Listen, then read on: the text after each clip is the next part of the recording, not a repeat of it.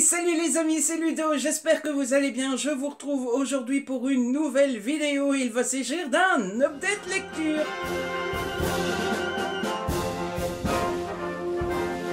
En effet, comme d'habitude, le format ne change pas. J'ai 4 livres que je viens de lire et j'ai 4 livres dont je dois vous parler. Et comme d'habitude, je n'attends pas plus longtemps pour vous en parler. Vous connaissez la chanson maintenant. Je préfère ne pas attendre, comme ça tout est bien frais dans ma petite tête et je peux vous parler des lectures assez fidèlement. Aujourd'hui, on a une duologie de romances. On a un Hugo New, mais c'est pas vraiment de la romance, même pas de la romance entre jeunes, c'est plutôt un thème sociétal assez important. Et puis on a un Young Adult. Bref, on va pas traîner plus longtemps, on s'y met tout de suite, histoire que la vidéo ne dure pas énormément de temps. C'est toujours mieux quand elle fait une petite vingtaine de minutes, ça arrange tout le monde. Donc, le premier livre dont je dois vous parler, c'est Jonas de Lily Harker aux éditions Hugo dans la collection New Way. Je l'ai fini ce livre il y a, ça doit faire une petite semaine et je ne suis toujours pas sûr de m'en être remis.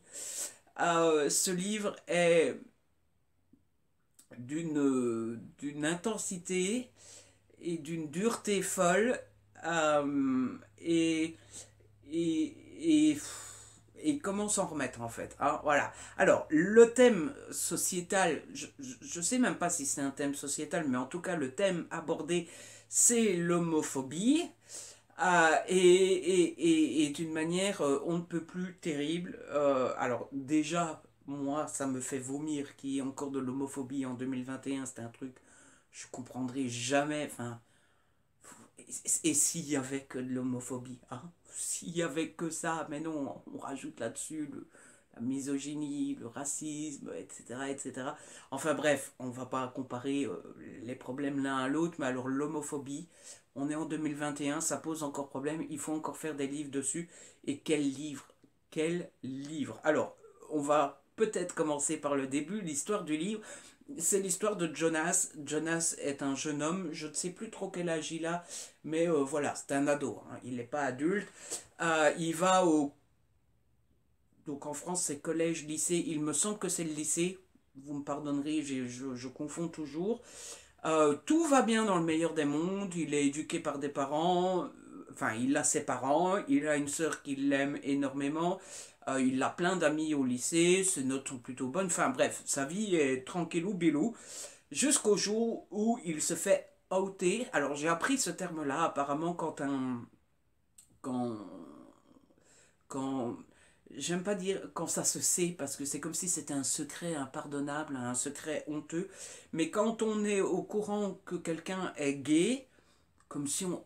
Alors déjà à la base, on est au courant, comme si on avait besoin d'être au courant. Enfin bref, quand on est au courant que quelqu'un est gay, mais qu'il n'a pas décidé de le dire lui-même, de faire son coming out, apparemment on dit outer. Je ne savais pas, j'ai appris un truc.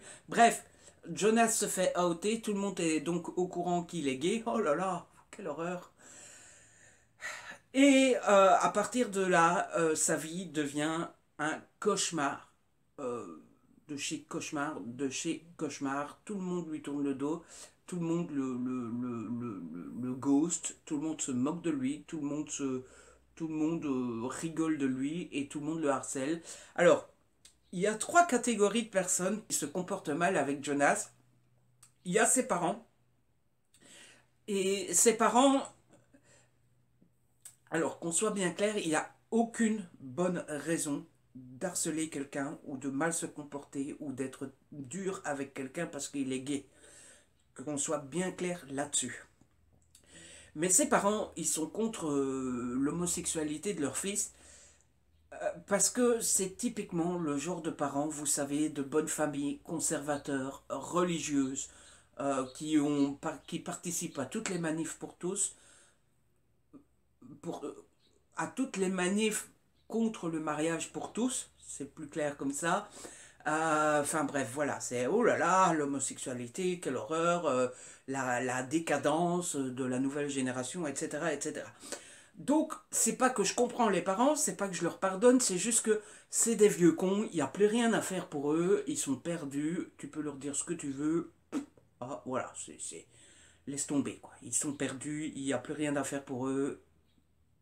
Les copains de Jonas à l'école m'ont terriblement mis en colère, mais encore une fois, rien n'excuse le fait d'harceler, de mal se comporter avec quelqu'un, etc., juste parce qu'il est gay, pour toutes les raisons d'ailleurs du monde, hein. On harcèle personne pour aucune raison. Mais ses copains à l'école, ils sont jeunes, ils sont cons, et puis surtout, il y a l'effet de bande, il y en a un qui se moque de lui, tout le monde se moque, il n'y en a pas un seul qui ose sortir du rang pour défendre Jonas, etc. Donc, ils m'ont très, très, très fortement énervé, mais bon, je me suis dit, c'est des jeunes, ils sont cons, et puis il y a l'effet de masse. Mais alors, la sœur de Jonas m'a énervé à un point, mais terrible, dans le sens où d'abord ils avaient une relation fusionnelle, mais vraiment très forte. Genre, c'est mon frère, c'est mon doudou, c'est mon chéri, c'est mon petit bébé, je l'aime très fort, il pourra toujours compter sur moi, etc. etc. Et puis, ça se sait qu'il est gay, il se fait harceler, et la sœur, dont j'ai oublié le prénom tellement on s'en fout d'ailleurs, Louvre, eh ben, elle ne dit rien. Elle laisse les autres harceler son frère. C'est à peine, c'est pas dit clairement, mais moi j'ai senti que c'était à peine si elle n'était pas d'accord avec ceux qui harcelaient son frère.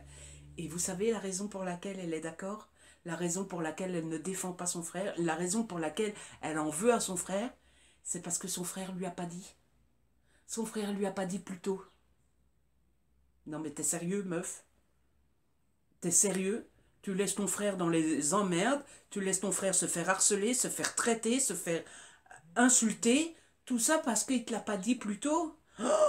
Mais je l'aurais eu devant moi, je l'aurais tarté. Je vous le dis, ça se fait pas, je peux pas taper les filles, mais alors elle, oh mon Dieu, voilà. Alors qu'elle en veuille à son frère, que son frère lui ait pas dit un jour, écoute, Sorette, voilà, je suis gay, et qu'elle se sente je sais pas, trahie, je sais pas, mais qu'elle se sente, bah, pourquoi il me l'a pas dit plus tôt?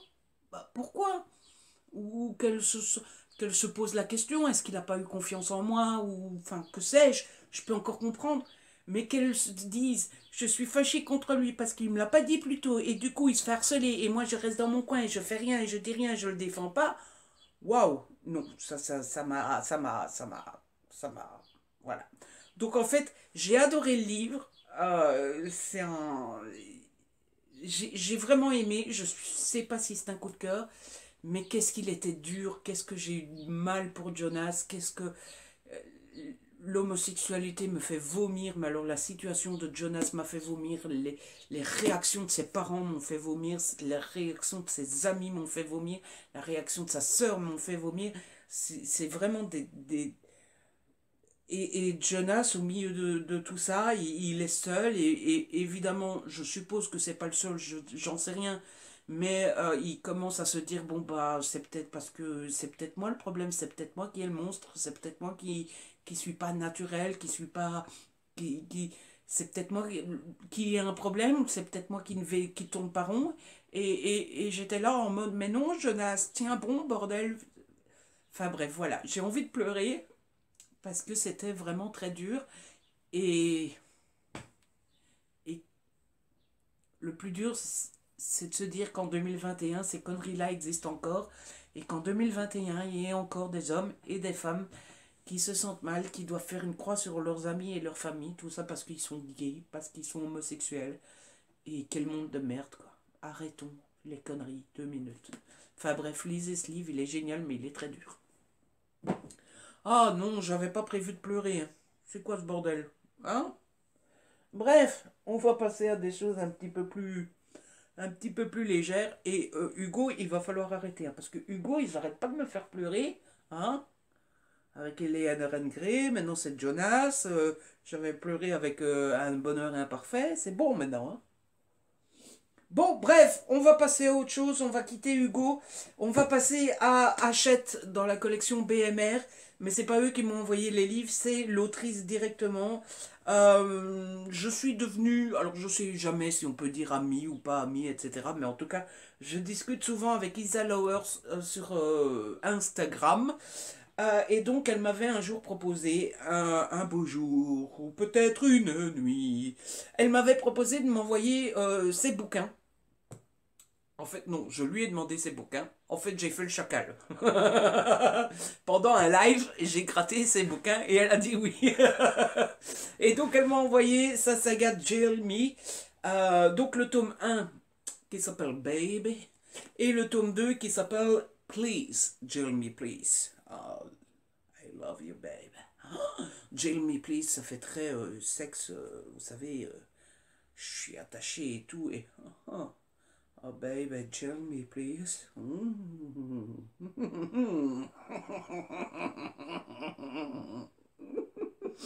Eh oui, c'est Ludo. Il peut passer de l'émotion à la connerie en 2 minutes. Voilà, c'est comme ça, hein. Vous êtes habitués de toute façon. Bref, que raconte l'histoire de cette petite duologie? Enfin, quand je dis petite, il y a quand même de quoi lire. Le premier fait 400 pages, le deuxième 450, donc vous êtes parti pour 850 pages, mais 850 pages de bonheur, c'est l'autoroute du bonheur. Alors, l'histoire, c'est l'histoire d'une madame dont j'ai oublié le nom, comme d'habitude, qui s'appelle Laura. Elle est juge d'application des peines, en gros, de ce que j'ai compris, parce que bon, c'est pas une thèse sur la justice non plus, mais si j'ai bien compris, et si c'est la même chose dans la réalité, j'en sais rien, c'est quand vous êtes condamné à une petite peine, plutôt que d'aller d'office en prison, vous avez droit à un aménagement de peine, c'est-à-dire que plutôt que d'aller en prison, on va vous dire, bah, vous allez faire des travaux d'intérêt généraux, vous allez avoir un bracelet électronique et devoir rester chez vous, vous allez, j'en sais rien moi, devoir faire une cure, devoir faire ça ou ça ou ça ou ça.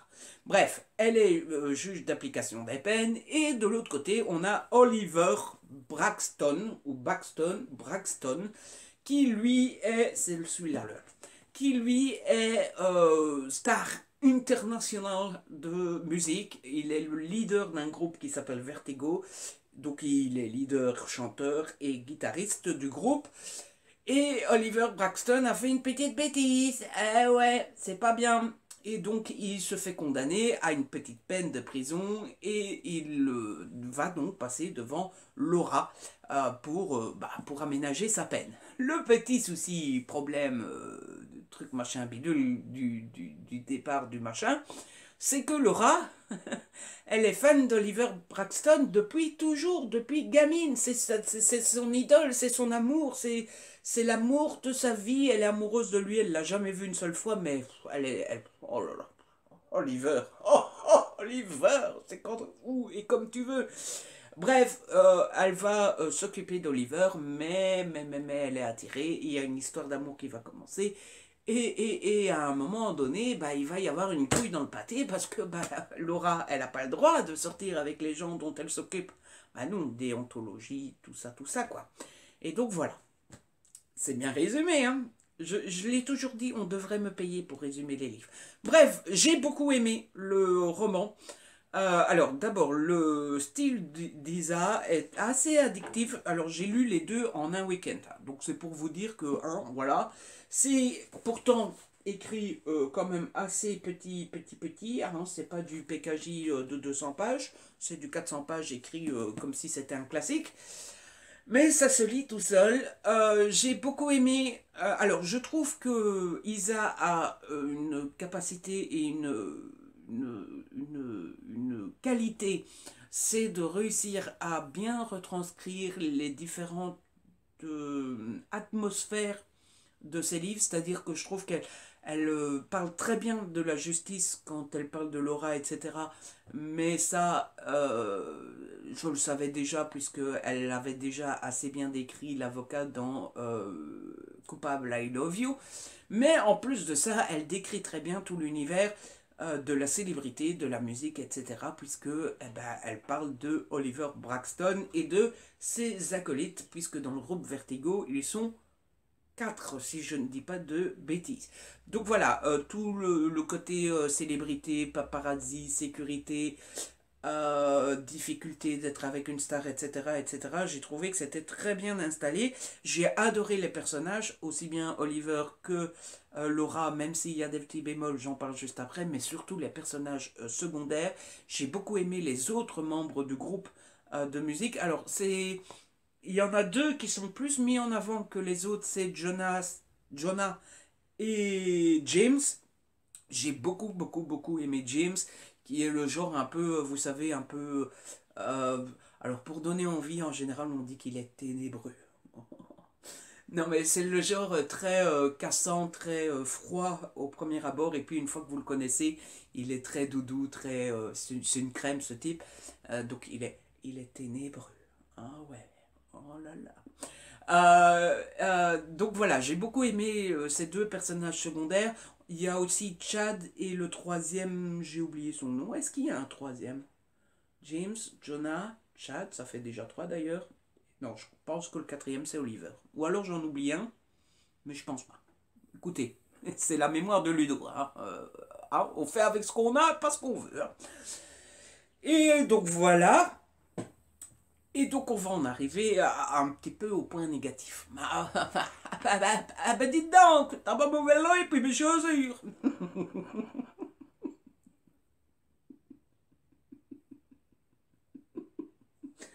Parfois j'imagine les gens qui m'ont envoyé leur livre et qui se disent non mais c'est ça la chronique de Ludo, mais qu'est-ce que tu veux que je fasse de ça quoi? Je peux pas relayer ça. Il dit trop de conneries. Ça me fait pas de la pub ça Ludo. Arrête, sois sérieux. Euh, alors, pour moi, le plus gros défaut de cette duologie, c'est la couille dans le pâté, si je puis dire. Dans le sens où, euh, forcément, alors il y a la première difficulté, le fait que Laura soit la juge de Oliver et qu'elle peut pas, etc., etc. C'est le point c'est le problème dans le couple, le problème dans l'histoire, le twist qui m'a le plus convaincu, que j'ai adoré, ouais, vraiment c'est le passage, c'est ce passage-là où on sent qu'elle va avoir des problèmes dans son métier, ça j'ai adoré.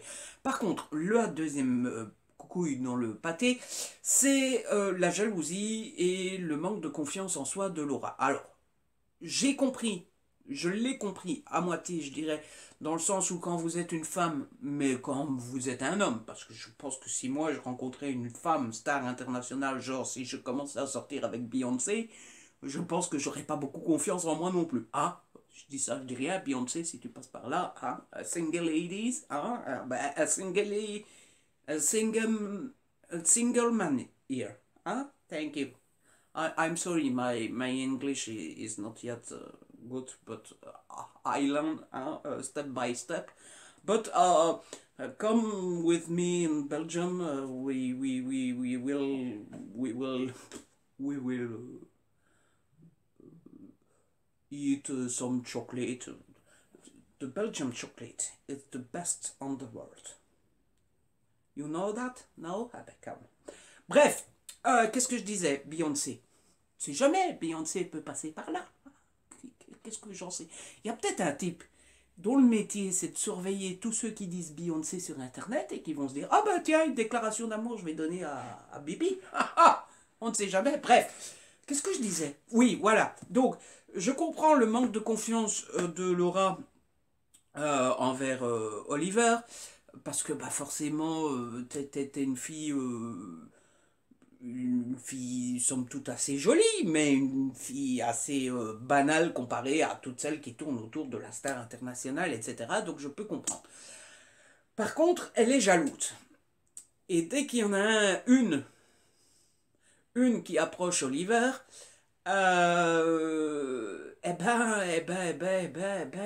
sort les griffes. Et Oliver n'aime pas qu'elle soit jalouse. Et donc ça fait des disputes. Et donc, la première dispute, pourquoi pas? La deuxième dispute, pourquoi pas? La troisième, pourquoi pas? La quatrième, ça commence à faire beaucoup. La cinquième, Isa, t'es gentil, mais hein, c'est peut-être un petit peu de trop. Et donc voilà, pour moi c'est un peu le point négatif de cette saga, c'est que ça tourne beaucoup autour de la jalousie de Laura et le fait que Oliver n'aime pas qu'elle soit jalouse, et donc il y a des disputes et des disputes et des disputes et des disputes, peut-être un poil trop de disputes. Voilà. Bon, Isa, si tu passes par là, j'ai fait une chronique un peu à la Ludo, hein. Mais bon, bref, je résume, j'ai beaucoup aimé, un style impeccable, un univers super bien décrit. Ça se lit en une fraction de seconde, les personnages sont super chouettes, c'est très très très très amusant et je ne peux que vous le conseiller, c'est super addictif, je l'ai lu en un week-end. Voilà, voilou. Et enfin, le 1, 2, 3, le quatrième livre dont je dois vous parler. Je ne l'ai pas en physique puisque je l'ai emprunté à la bibliothèque et je l'ai déjà rendu, histoire d'éviter les retards et d'éviter les petites amendes. Il s'agit de La princesse et l'alchimiste, le tome 2, à la poursuite des souvenirs volés d'Amy Hallward. Tout ça de mémoire. Si j'ai tout bon, hein, je me paye un petit coca avec une tranche de citron. Oh là là, et attention, le coca de compétition. De toute façon, vous avez la fiche, la couverture juste là. Alors, que dire de ce livre? Eh ben, c'est pas la réussite du siècle. Ah, voilà. Alors, vous vous souvenez peut-être que j'avais déjà lu le tome 1. Ludo, il enfonce des portes ouvertes, parce qu'en général, avant de lire le tome 2, c'est toujours bien de lire le tome 1. Mais je voulais dire, vous vous souvenez peut-être de mes critiques sur le tome 1, je vous avais dit que c'était très inégal, qu'il y avait des moments... Alors, dans le tome 1, il y a cette fameuse course au truc, il faut pas spoiler. Il y a vraiment cette étape de je dois trouver ça, j'y vais, je cherche, je trouve, je dois trouver ça, j'y vais, je cherche, je trouve. Et c'est pour ça que c'était très inégal, parce que quand on était dans cette... dans une partie où elle part à la recherche de quelque chose, qu'elle a du mal à le trouver et qu'elle finit par repartir avec, ça faisait très action. Et puis tout le reste du livre, c'était très bas. Dans ce deuxième tome, euh, eh ben, le problème, c'est qu'il n'y a pas cette course de quelque chose. Elle part pas à l'aventure pour découvrir ces trucs-là. Alors si, je mens un petit peu, au début, elle y va, mais beaucoup moins que dans le tome 1. Et la recette n'a pas changé dans ce tome 2 par rapport au tome 1, dans le sens où le but, c'est de savoir si l'héroïne va réussir à faire ce qu'elle doit faire. Et pour réussir à faire ce qu'elle doit faire, elle a besoin de trucs qu'elle doit récupérer. Sauf que, autant dans le premier tome, elle part vraiment à la découverte de ces trucs, autant dans ce deuxième tome, il y a une autre intrigue qui commence, que je ne peux pas vous dire sinon je vais spoiler, et qui coupe net cette course aux ingrédients, et qui fait que ça coupe net tout en fait, ça coupe tout le rythme, ça coupe tout l'intérêt, ça coupe tout le schmilblick en fait. Et, et le gros problème, je pense, c'est que la chose qui arrive à l'héroïne, elle est faite pour qu'on ait peur pour l'héroïne, qu'on se demande si elle va s'en sortir, mais le problème c'est qu'on n'y croit pas une seconde. On n'y croit pas une seconde puisque c'est l'héroïne. Ça serait un personnage secondaire. Bon, pourquoi pas, mais si l'héroïne, si elle meurt à la centième page, le livre finit après 100 pages. C'est un peu que vous savez quand vous regardez une série policière et que c'est le héros principal qui est en danger et qui arrive quelque chose au héros principal. Alors, c'est mes épisodes préférés, qu'on soit bien d'accord, mais on sait d'avance que le héros il va pas mourir. Sauf si vous regardez la dernière saison, le dernier épisode, on sait jamais. Mais bon, voilà, eh ben, c'est ce qui s'est passé avec ce tome-ci. Donc, pour moi, il a les mêmes défauts que le premier, mais en pire, dans le sens où il y a encore moins de rythme que dans le premier, et dans le sens où le truc qui a été inventé par l'autrice pour qu'on n'y ait plus cette chasse aux ingrédients, à mon avis, pour qu'il n'y ait plus le même schéma que le premier, pour qu'on ne puisse pas dire qu'elle s'est répétée, c'est pas que c'est pas réussi, mais c'est qu'on n'y croit pas. On ne croit pas une seule seconde que l'héroïne soit vraiment en danger. Et du coup, je me suis un petit peu légèrement ennuyé, quoi.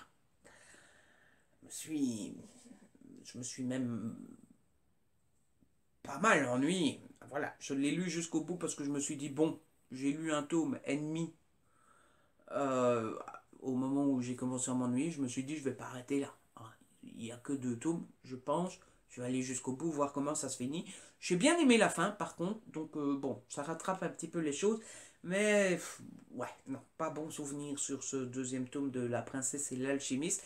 Je me rends compte que je vous ai pas parlé de l'histoire. Pour ceux qui connaissent pas du tout la saga, c'est l'histoire d'une jeune femme, dont j'ai oublié le prénom, qui est alchimiste. Elle vit dans un monde où il existe des potions. Genre, vous avez un problème, vous prenez telle potion, vous avez un problème, vous prenez telle potion, vous prenez machin, bidule, bazar.